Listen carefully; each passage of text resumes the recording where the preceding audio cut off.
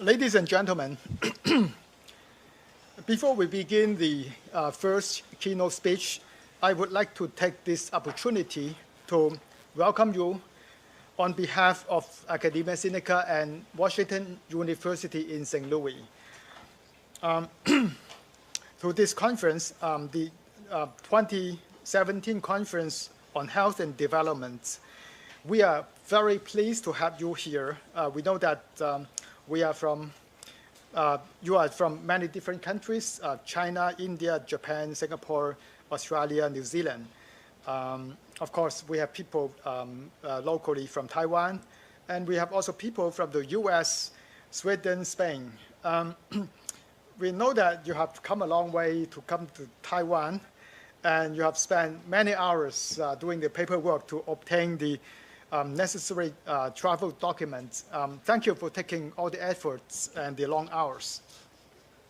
This conference is the second conference organized by Academia Sinica and Washington University in St. Louis on health economics. The last conference was held in 2012 with the theme being socioeconomic causes and consequences of public health.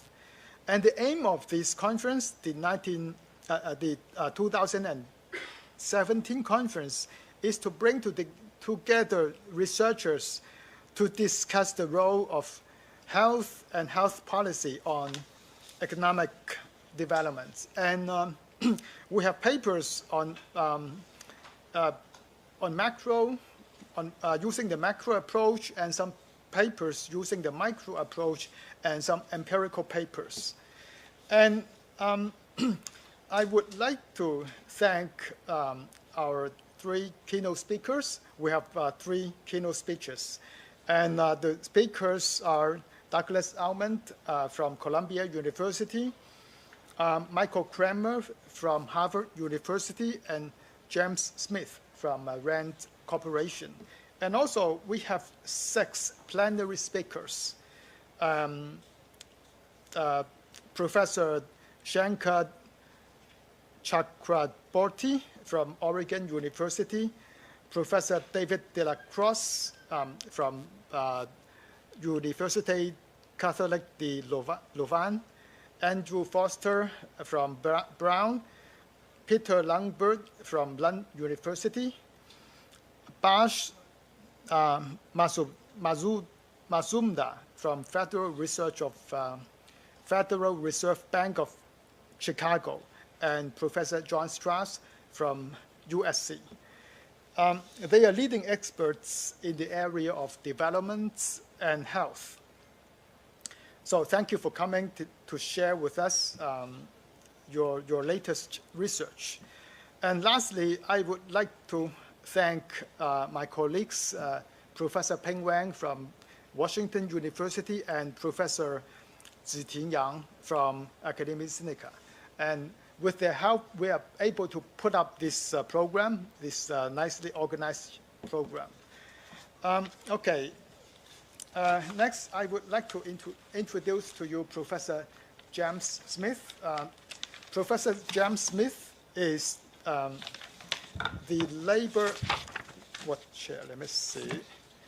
The director of the Rand Center for Chinese Aging Studies, and also he is the, let me find it out, the Rand Corporation Chair in Labor Markets and Demographic Studies. Professor Smith's area of research is health and labor economics, and also aging. And he has published many papers in journals like AER, PNAS, and actually one of his PNAS papers, the Proceedings of National Academy of Sciences papers, was elected the best paper. And also one thing I would like to mention is that he is in the board and also the chairman of the boards of many surveys of the elderly. For example, he is in the board for, let me find it out,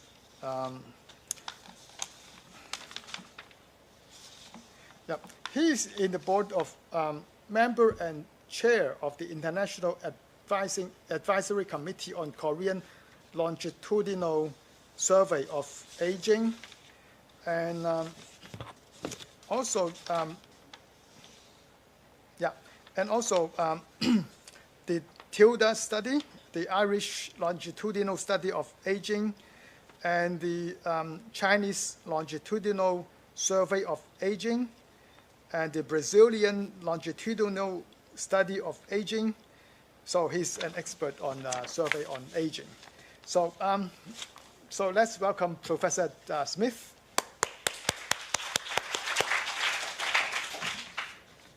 Thank you very much. Which microphone do you want? Oh, by the way, you could have some questions during the presentation.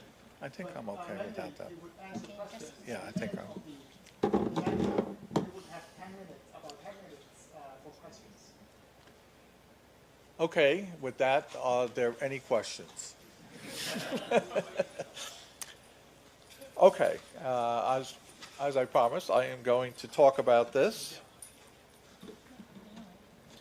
It's okay? Sorry. I'm not sure what the problem is.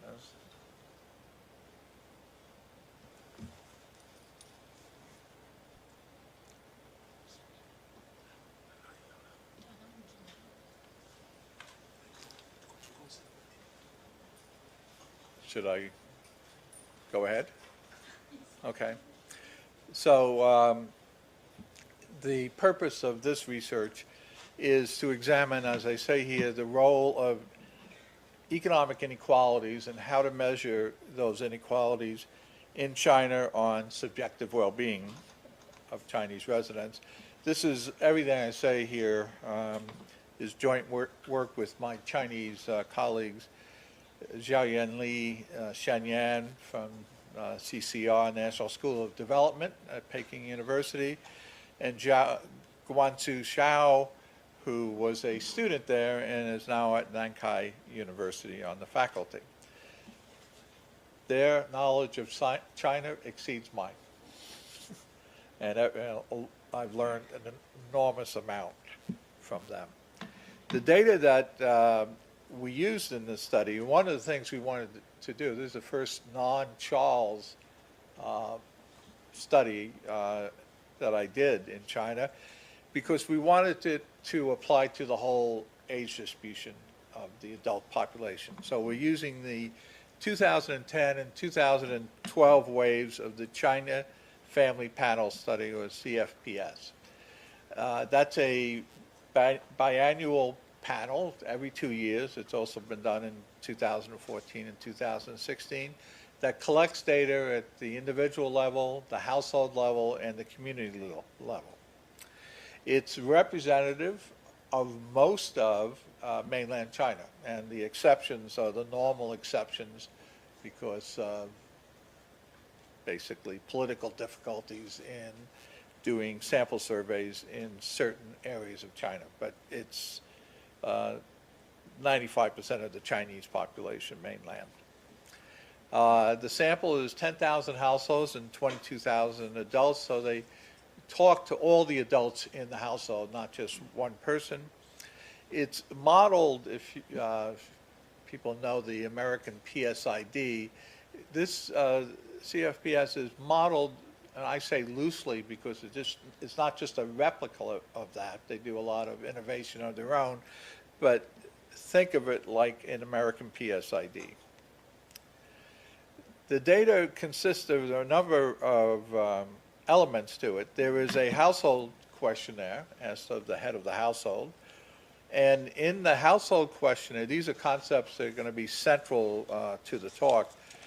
There are, whoops. I went the wrong way.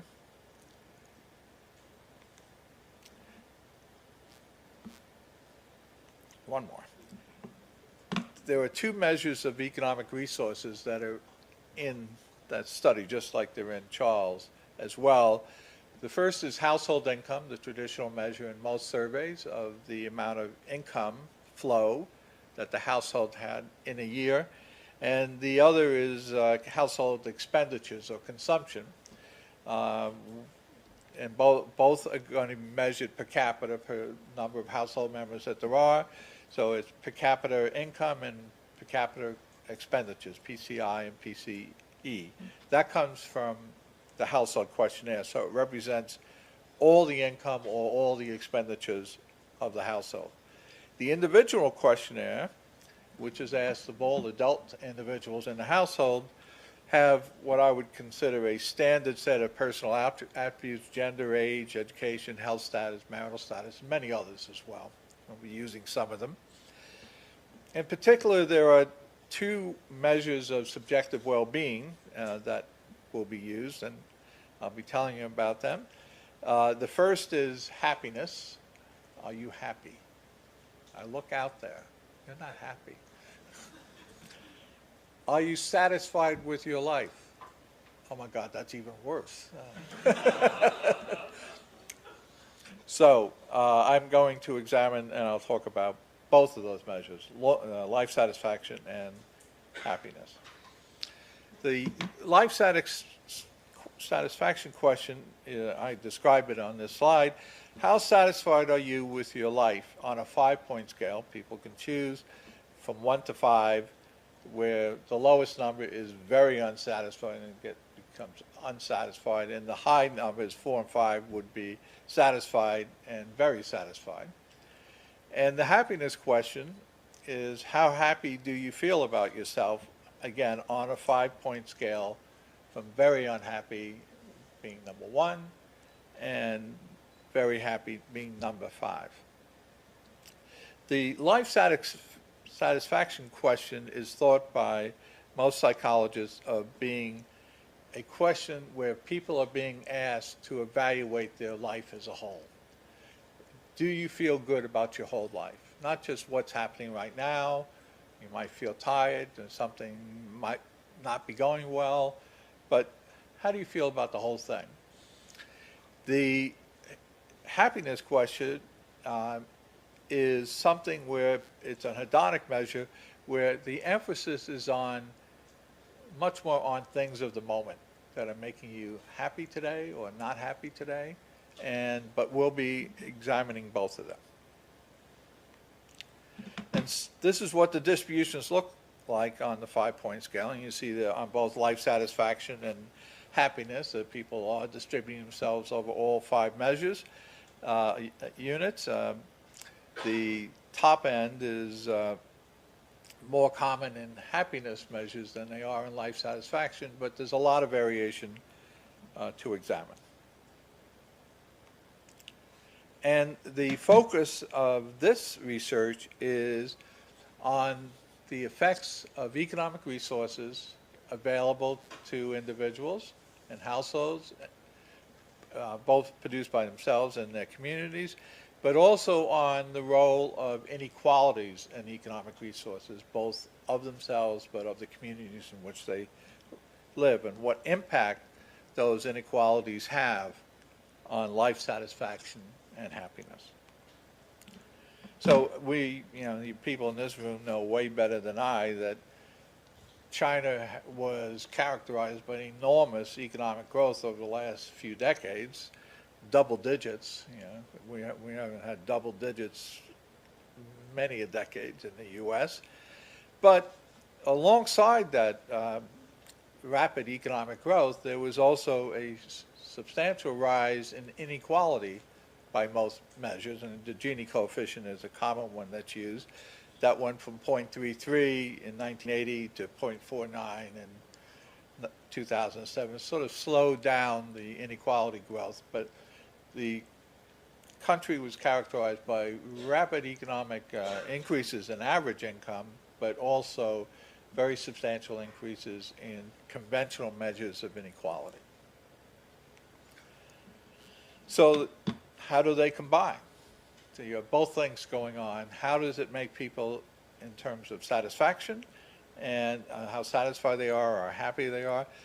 From a priori economic view, I think you could make a case for either direction of influence. So there's the conventional declining marginal utility of income argument, which would make you think that that you're going to get more out of increases in income at the bottom than you would get at the top. But there's also what's called a tunnel effect, that if you see a lot of people who've done very well and have a lot of resources, that makes you feel this is possible now, and where it might not have seemed possible before, and people could be responding positively in how satisfied or happy they are. My own reading of this literature is you can find any effect you want out there, that there is not a central tendency that's dominating everything else. It's still, in my view, an open issue which one of these a priori arguments matter the most. So there are two measures of household economic resources that I'll be describing: per capita income, per capita expenditures. And when we do the modeling, everything will be in logs. We're going to be talking about Chinese residents from the entire country, and in particular also separating urban and rural residents, because there will turn out to be big differences between them. And within the urban residents, we'll also separate migrants and non-migrants by using the Hukou variable in this as well.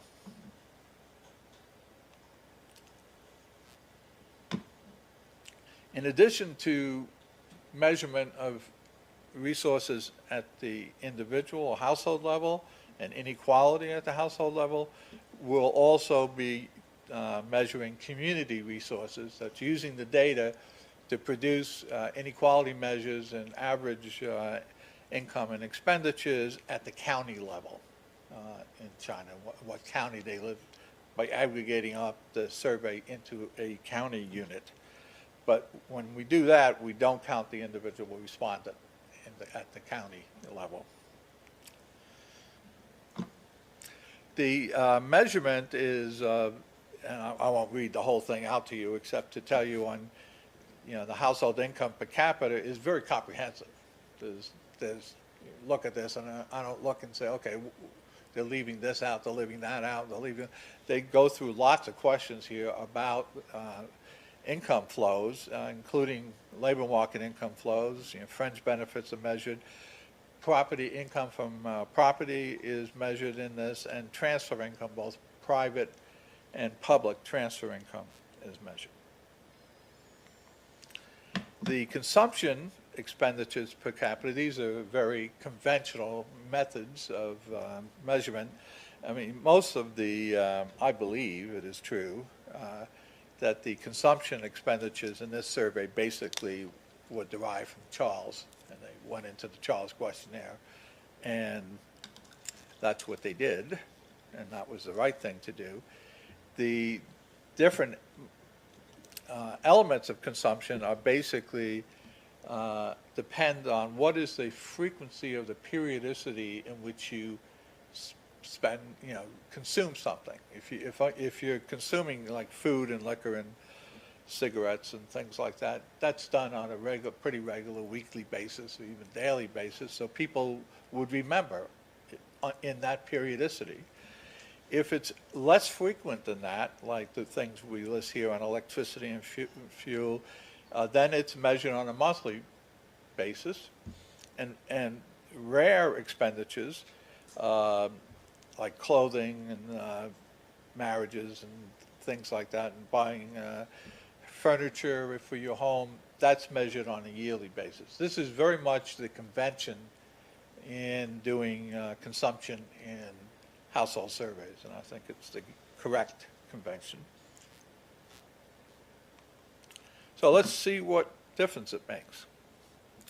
So this is, I'm looking here at I'm putting out the entire distribution of household income and household expenditures, and I'm going to measure it at different points, and the 3 points we pick out here are the 90th percentile, the median, the 50th percentile, and the 10th percentile, and I'm listing what the household income is at those percentiles and what the household expenditures are at those percentiles. And you can see that these are vastly different portraits of what inequality is like in China. If I use the conventional measure, which is household income, people at the 90th percentile have 30 times as much income as people at the 10th percentile. If you do instead household expenditures, it's only less than 9 times as much. So it's not that there is no inequality, but the inequality is vastly less using household expenditures than household income. So it is going to matter a lot which one is the correct one to use. I separate out the percentile things by looking at inequality above the median, that's the 90th to the 50th, and inequality below the median, which is 50th to 10th. How much the difference is between those poor people renting, but richer people buying houses? Well, that's part of it. No, there's definitely part of it, but that's all counted here. Okay. So if you look then at the inequality at the bottom and inequality at the top, the difference between the portrait being played by household income and household expenditures is all what happens at the bottom. So the 50th to the 10th is 8 times in income and 3 times in expenditures. So the reason they're different has nothing to do with the top of the distribution. It has to do with the bottom of the distribution. And now I make it even more sensational. One of the things I used to say, I got my PhD from University of Chicago, and I'd say my summary of that was the first 2 or 3 years they taught us how to make big numbers small, and then the last year they taught us how to make small numbers big. It was the same lecture in reverse. So why do we not observe like much saving in this, in these numbers? That's a fundamental problem about. No, you do at the top. But like on average, like the Chinese household saving rate is like about 20-30%. Yeah, that's all at the top.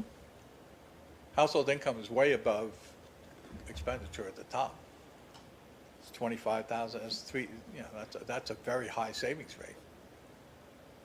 That's still like 10%, like 10-15%. Yeah, it's a little higher than that, but yeah. And then if I went to the 95th percentile, I'd be getting even higher. So it's not that this, all the savings is at the top. So, now when I go to the 95th percentile, to the 5th percentile, household income is 95 times higher at the top 5% compared to the bottom 5%. If I used expenditure instead, which I think is the right thing to do, it's 17 times as large. 17 is a big number, but it's not 95 times as large.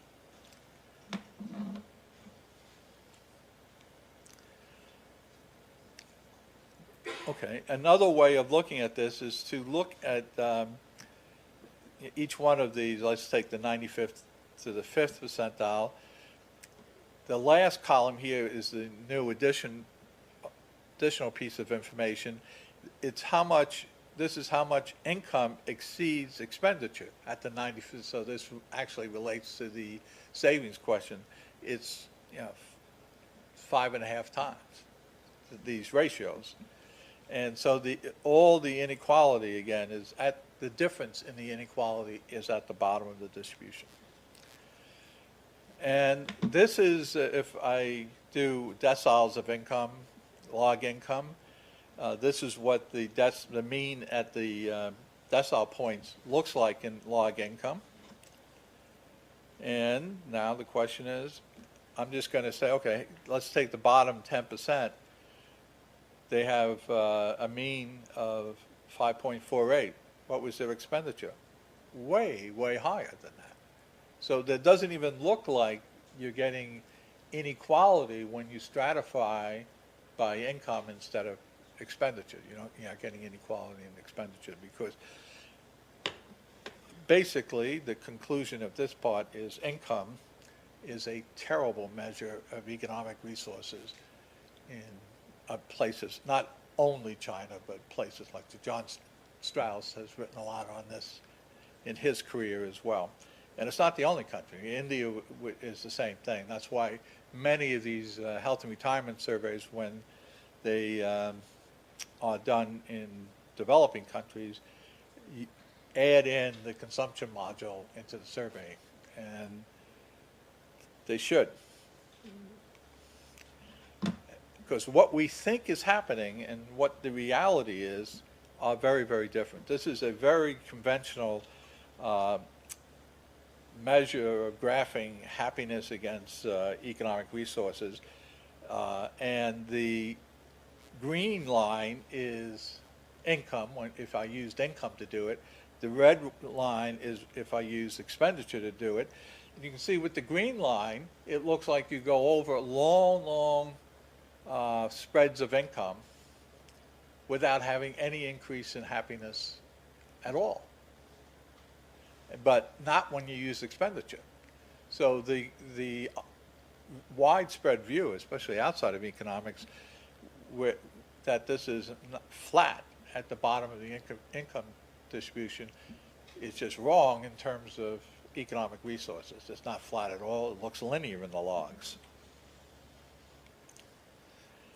So again, the purpose of that part is to justify the use of expenditures, but I'm going to also contrast them with income in looking at the relationship with subjective well-being and life satisfaction and happiness. So I estimate with my colleagues ordered probit models. I told you before there's a 5-point scale from 1 to 5. We put the bottom two in one group, the top two in another group, and then the middle group, which has a lot of people answering in the middle, in the third group. So we take the 5 groups, make them 3, and estimate an ordered probit on those. And we're going to relate it to log PCE and log per capita income, per capita expenditures at both the household and community level. And we're also going to, in addition to levels of economic resources, our interest is on inequality in economic resources. Once again, across people and across places, there are a number of measures of inequality I'm going to use.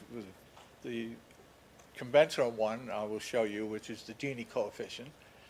But in addition to the Gini coefficient, I'm going to use the ratio of the 90th percentile to the 10th percentile as a measure of inequality, but then always separate that, because I think it really matters in your view of that, is whether it's inequality at the top of the distribution that people are reacting to, or is it inequality at the bottom of the distribution?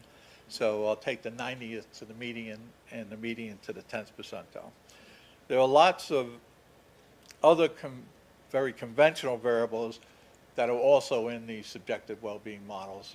My focus is on levels and inequality in economic resources, but the problem is not that I'm not controlling for other things. I'm controlling for lots of things: education, marital status, access to tap water and electricity, because these may be community level resources that people are responding to.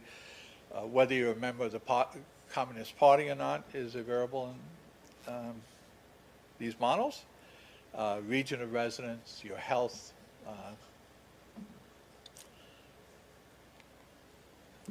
So let me start with the age relationship.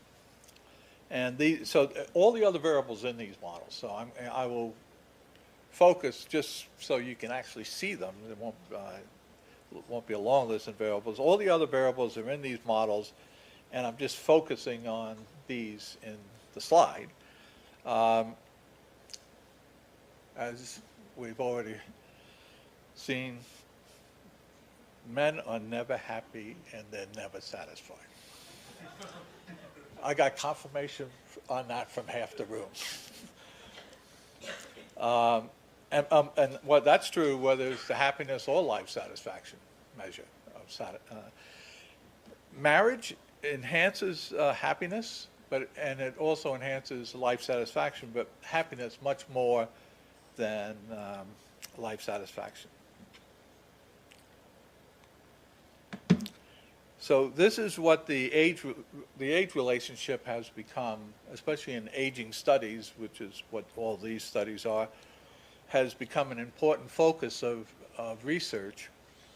This is what the simple descriptives with age look like in this study. And you can see for both measures, both the happiness rate and for the life satisfaction rate, it's a U-shaped relationship where your level of happiness or life satisfaction is higher at the beginning of adult life and the end of adult life. And it's lowest, don't get offended anybody, when you're 45 years old. It just looks dismal.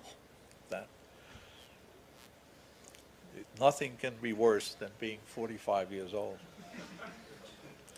I should know, I was there once. Okay. So this is what I'm showing you in this graph, because we're getting inside this age relationship, trying to understand it, for both happiness and life satisfaction. This is the first model, which is what these graphs are based on, is I think it's probably a cubic relationship with age, and I'm just plotting out the prediction from the regression. And you can see what I just told you, the U-shape in both. More so even in life satisfaction than in happiness, but they're both U-shaped. The second model, what we do is we're going to add variables. So we're still going to plot out the age relationship, predicted age relationship, but we're adding what I think of as the core economic variables: education, your level of education, level of PCE, per capita expenditures, and health. Okay, all three of these are very age-related variables. Because of cohort effects, older people have less education than younger people. They also have lower, because of economic growth, lower per capita expenditures, and they have poor health. When you bring those all in, so with those variables added, you get a new age curve, which is the blue line. And the age curve now is even more U-shaped than it was before, because all these factors were making life less good on a satisfaction or happiness scale as people get older. So if I control for them, what people would call the intrinsic age effect is even more steeply rising at older ages. And now I add another variable that we know is important in aging, and that's social networks, because you start losing your social networks as you get older. And when I put that into the model, and again plot out the predicted age relationship, the same thing happens. It's even a steeper rise at older ages in terms of these measures of life satisfaction. And there's a whole literature out there by usually not economists on why this might be so, and why older people are feeling so less stressed about their lives for the same events than people who are, say, 45 or in their 40s. So not everything about aging is bad. This other relevant variables, just to show you what they look like. High school, for both life satisfaction and happiness, you find strong education effects. With more education you get, and health status works on both about equally, improving your satisfaction and your happiness. So these effects I would view as pretty conventional. Okay, so what I'm doing here is I'm now going to take divide the sample into those with low education and high education, re-estimate the models separately within those samples, and then perform the same exercise about, okay, what does the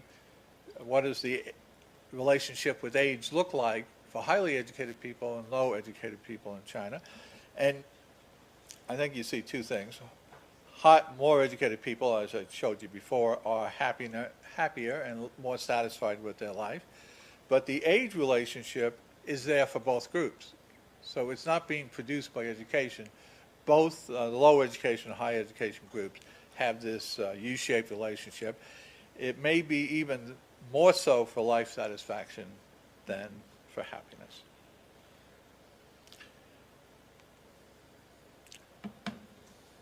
And now I throw in health because we know health.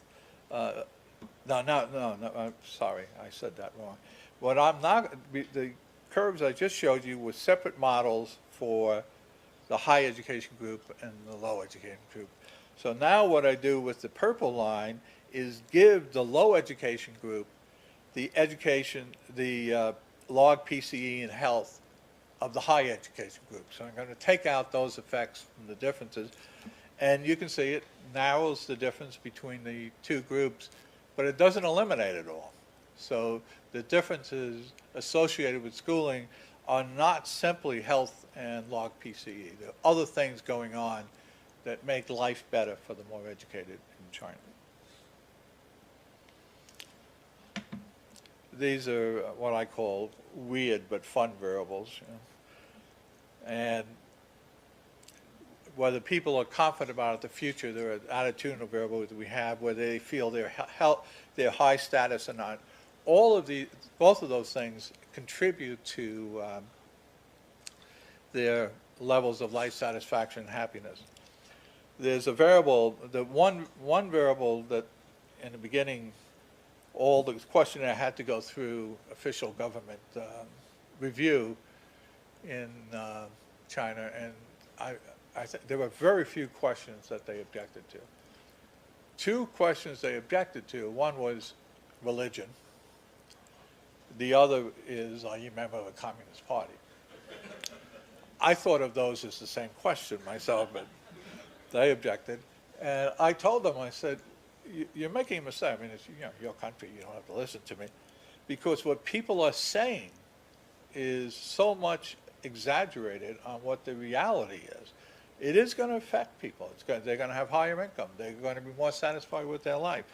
But it's not going to be as absurd as a lot of the common conversation. And that's pretty much what it turned out to be. I mean, you are more satisfied. There's no statistical effect on happiness, but you're more satisfied if you're a member of the party. So I joined. All right, so now I'm going to return to the, okay.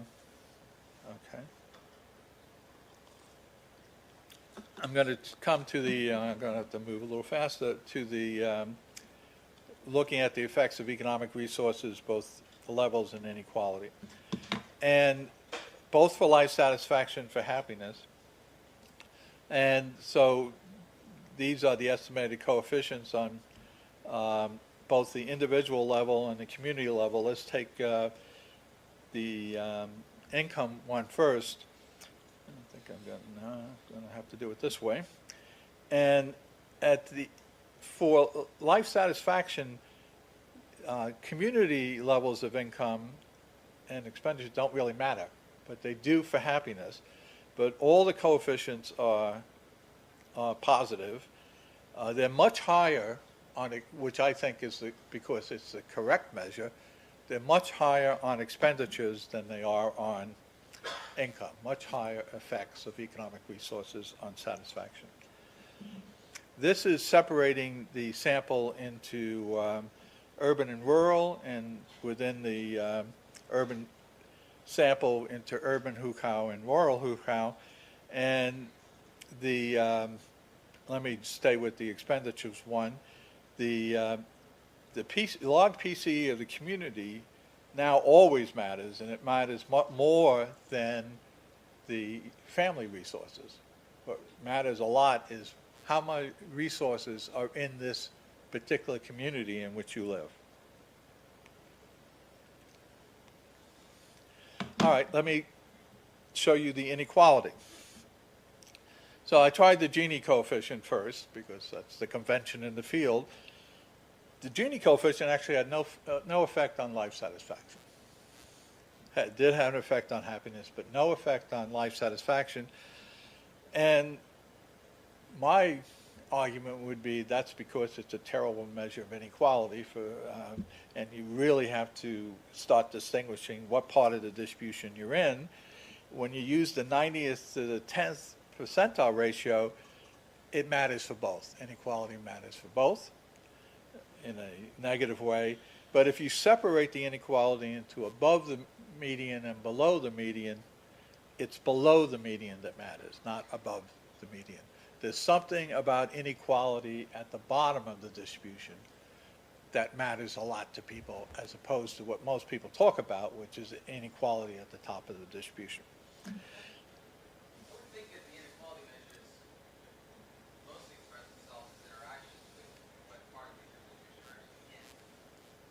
Say it's a little louder.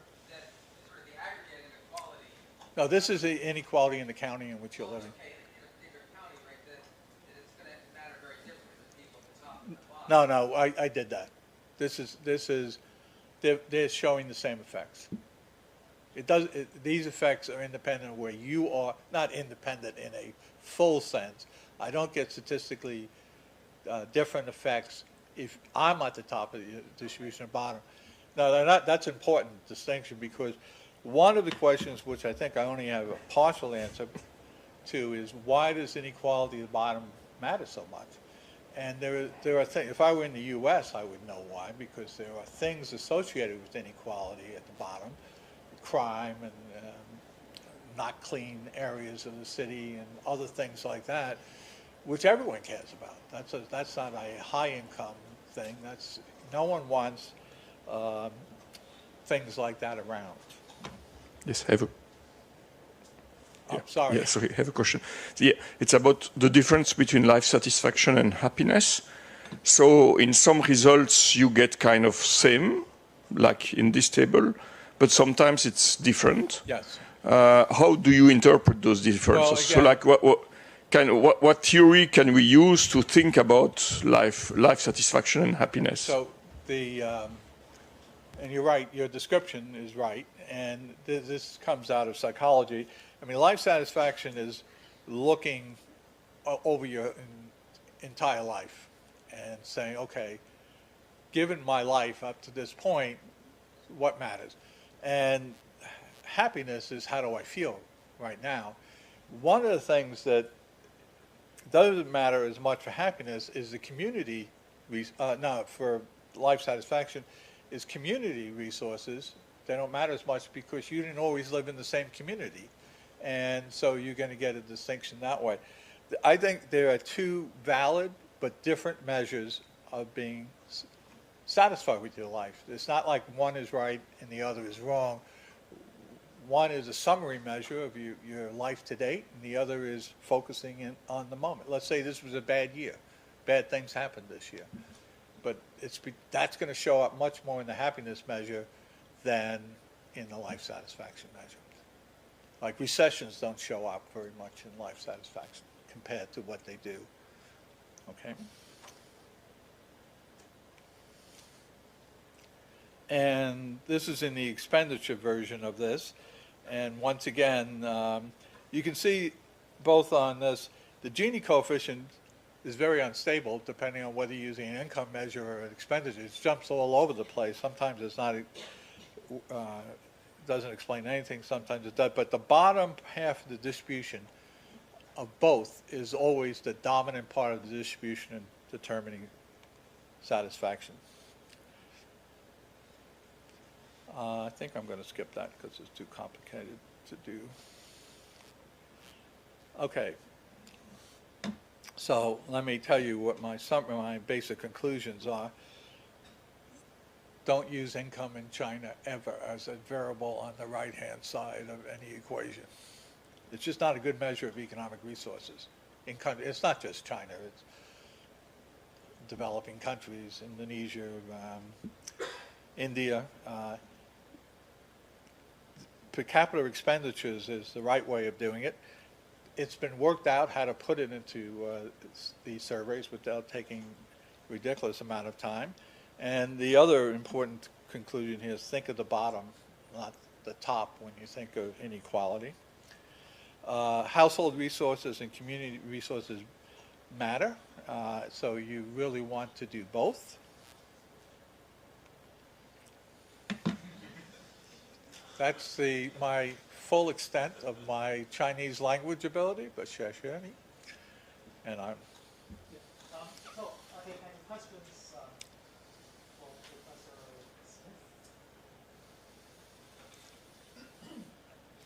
So for the community level income expenditure, so do you mean the average individual income in the expenditure in the community, or so the expenditure is not the community provided public goods, but the average individual expenses within the community, right? So they may provide us a reference group. So it could be sometimes if you live with richer people, maybe you feel less happy. Yeah, we asked, we didn't ask, they asked people to think of a reference person they have who lives close by them. And they asked people to say, okay, how much income does that reference person have, how much expenditure? And so we tested the reference theory, that it was being determined by who's the person next door, who's the person you see, and it didn't turn out to be the case. That variable was not statistically significant at all. Maybe related question. So in your model, because you just show the coefficient on the community level income expenditures, but I do not quite understand whether you put both individual level income expenditure and community level together, or you run separate regressions. No, they're all in there. Yeah. And maybe another question. So maybe in the literature, maybe. So wealth may also important, right? So why don't you consider wealth inequality in here? Well, that's even. No, there's something to. I mean, I would say. I mean, that's even a worse measure of economic resources than income. You know, because expenditures is what that is what you're consuming every year, and the wealth distribution I showed you has virtually nothing to do with expenditure inequality. But with that said, putting it in as an additional variable in the model, but not as your measure of inequality, would be something I would do. Maybe I'm talking too much, but all questions are related. So another question is, can you separate the non-housing expenditure and housing expenditure? Yes. Maybe they are quite different stories. We did that. Yeah. Another point is that although you find that inequality income may be a little crazy here, but I would say that income is a guarantee for expenditure. Income is a guarantee for expenditure. If you do not have, of course, you can depends on the transfers and others. So expenditure helps, but your expenditure has some financing sources, right? So it should come from either income or maybe other kind of transfers. So although income inequalities here may not be very important, but you need to depends on your kind of income, right? Expenditure comes from somewhere, right? It's not from nowhere. Not your income. Thank you. Maybe I should stop here. Thank you. I have a question. Actually, some relate to Andrew's question. So I'm thinking people's feeling about inequality may be different for people at the bottom of the expenditure distribution, comparing with those at the high level of expenditure distribution. That's possible. We didn't test that, but that's certainly possible. Yeah. Another question is related to the coefficients of community level income. You find it positive correlation with the subject well-being. But if we consider relative income status, we are expected to be negative. Yeah, but it's not. So do we have? No, I'm saying that theory I think is wrong. It is a theory. And Yeah, it's being so rejected by this data. Yeah. Do you have any explanation of your the findings in your equation? I don't have trouble explaining these findings, so I don't need an explanation of that. Okay, any other questions?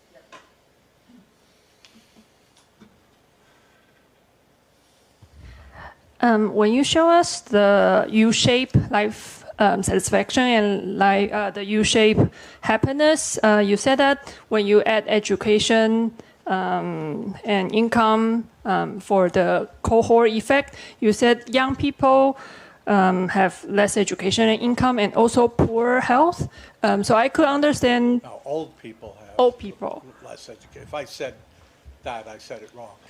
Older people have less education and poor health. So once I control for both of those things, it's going to make the gradient rise even more rapidly at older ages. So I just said it incorrectly. Sorry about that. Thank